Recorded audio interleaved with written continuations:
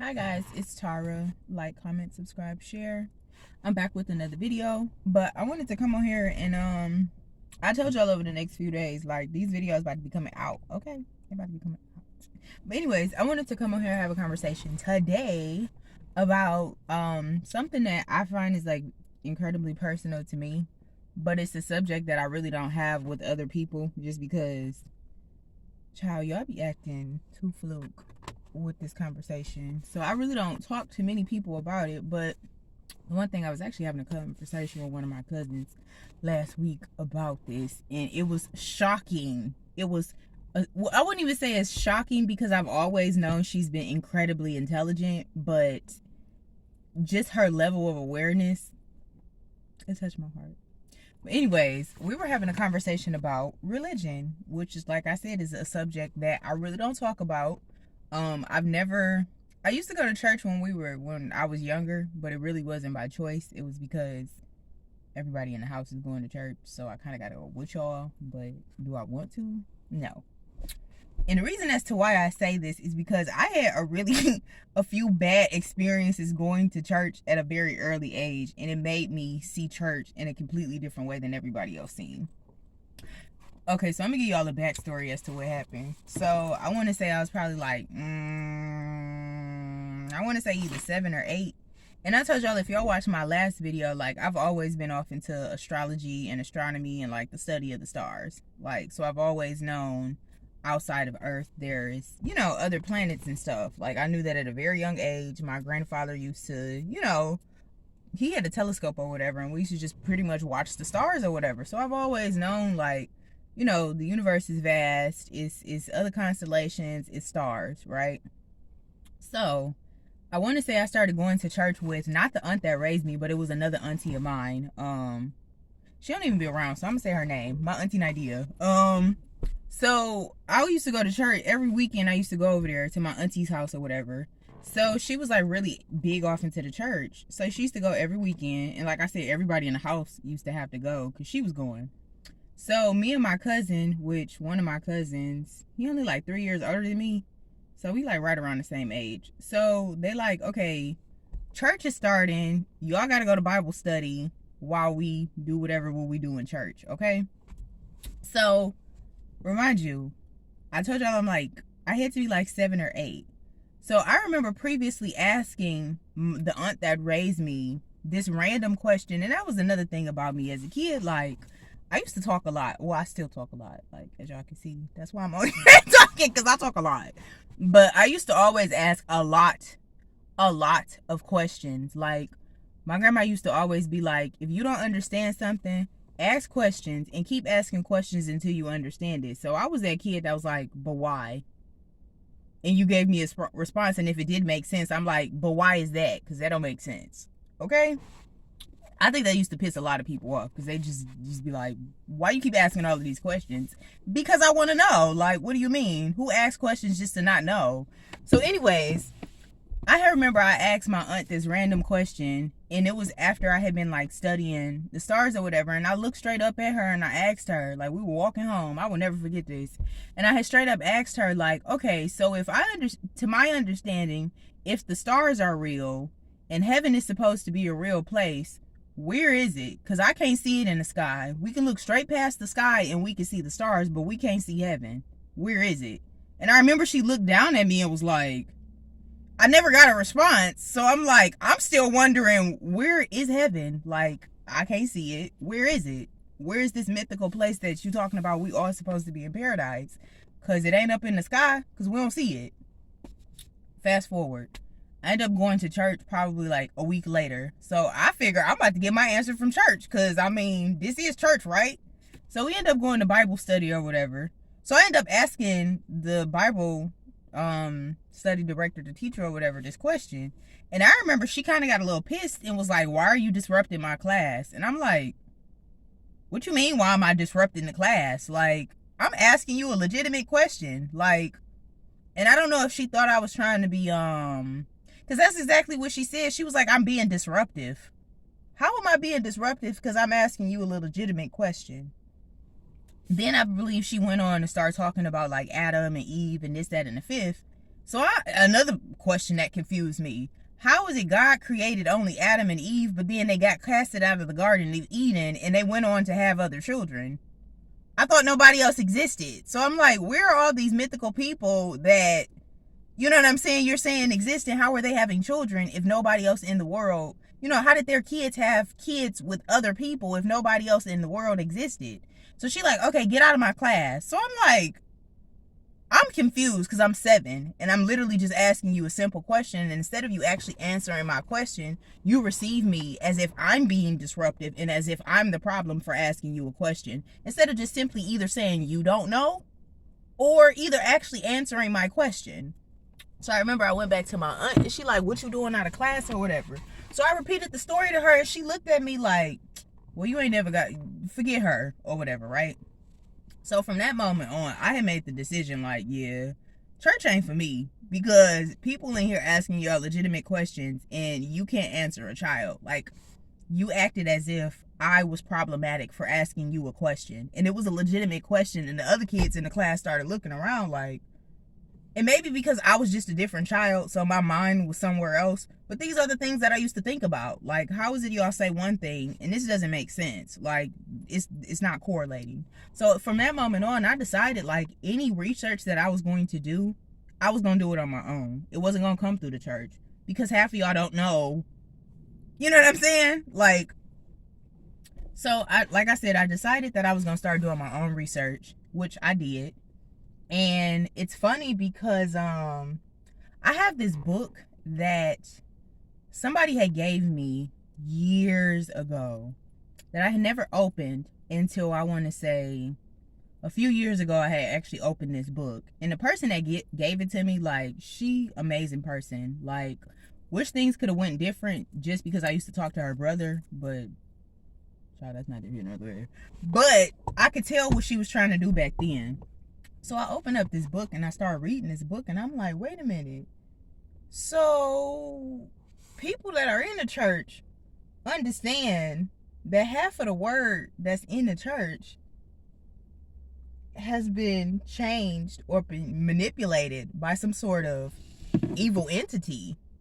So I'm like, dang, everybody knows. I'm about to show you all the book, because she's like Jehovah's Witness. Well, she was. I don't know if she still is, but this was the book. I don't know if y'all can see that. See? Like I said, she gave me this book when I was I used to talk to her brother when I was like 18. So she gave me this book back then, and I want to say I didn't really open it up, or even, I literally put it on my bookshelf and never went back to it until I was probably like 24. And I started paying attention to it, and I was just like, oh my bejesus. Like, y'all know what's good. So like I say, I just say that to say, like, I realized a lot of what goes on in church is just like a lot of propaganda. Like, a lot of the stuff in there don't make sense. And it's not even just the people and the way that they conduct themselves. It's a lot of the word in the Bible is misconstrued. And that's why you have to do your research. And I know y'all probably like, who got time to be doing all of that? Well, go pick up that book, because, and I don't even know how you get access to this book, because it's a Jehovah's Witness book. Like, she straight up gave this to me. And I never, like I said, I never understood why she was moving. Well, I never understood why our relationship was the way that it was. And it made sense because she gave me a few other books that was just like, girl was already tapped in. Like, sis was tapped in back then. Like, she already knew what it was. Her mama already knew what it was. The brother just was all over the place. But like I said, they already knew what was up. But I just say that to say, like, I'm not saying disconnect yourself from religion, because there are certain things that in religion that are absolutely factually the truth. But there's a lot of stuff that are written within those books, and it's literally written by Satan himself. You know what I'm saying? Like, I'm not going to say it's Satan or whatever, because we still don't really have an understanding of that to a certain extent, but there definitely is someone or a spirit out that is out to deceive the masses. Like, we all know that. That's not a secret. But like I said, just make sure that you do your own research. Don't just believe something because somebody's telling you. And I know I'm on this video saying this, but don't even take my word for it. Go back, do your own research. understand what it is that you're reading. If it don't make sense, go pull out another book and go do some research, because everybody is to a point where there's like this split. People either don't believe or people do believe, but the way that they believe is leading y'all to the gallows. And then you have the few that are out here that absolutely know the truth, but I feel like a lot of the information is not put out. So that's why I'm here, because people need to know. Like, and I feel like it's wrong for certain things to happen to people all because they don't know. Now, once you have the information and what you do with the information, that's your choice. That's your free will. Whatever decision you make, that's going to be the karmatic consequences that are attached to it. But the choice is yours. You know what I'm saying? But at least the information should be put out, and people should be able to make the decision themselves what it is that they want to do, what it is that they're going to do with the information, and how they're going to apply it to their life. So like I said, it's a lot of stuff that are in multiple religious sects that have been deliberately changed, deliberately distorted, and deliberately covered up to deceive the masses. And like I said, people have no understanding. This is what you're following. And like I said, the end result is not pleasant, because y'all are not following the righteous path. And like I said, that's not on here to point fingers at anybody, because a lot of people genuinely don't know. There are a lot of souls out here that genuinely want to do the right thing. They want to live, you know what I'm saying, I guess the righteous way, you know what I'm saying? But it's a lot of deception. So I'm just saying, like, keep your eyes open. If it don't make sense, period, go to your pastor. And if your pastor can't give you a legitimate response, a response that logically makes sense and be real, that ain't what you need to be. And like I said, like, church has become, oh my God, I haven't been to church in so long, but the last time that I did go, the energy within that place is it's not of God. I'm sorry, it ain't the God that I serve. I'm sorry. The God that I serve, and that's another thing, like, people want to instill all of this fear about God. Like, first of all, the God that I serve, the divine that I serve, the divine source that I serve, he's of unconditional, well, I'm not even going to say it's of unconditional love. So it's nobody out here that's smiting you. There's nobody out here that's doing this, doing that. Like, people have to understand what happens to you is solely the decisions that you make. So if you're out here doing things that are evil, that are demonic, that are not righteous, that's not God out here smiting you. That's karma. That's what that is. It's what you put out, you got back. So stop thinking like, oh, God is going to do this to us and God is going to do that. First of all, no. God loves us unconditionally, and he does not want us to suffer. So a lot of the suffering that people are going through is because of the choices that people have individually made. That's just that.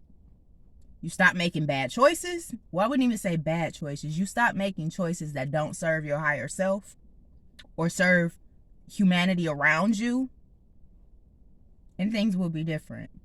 But like I said, it's not God out here doing that. I promise you it's not. Like, he straight up told me, that ain't me.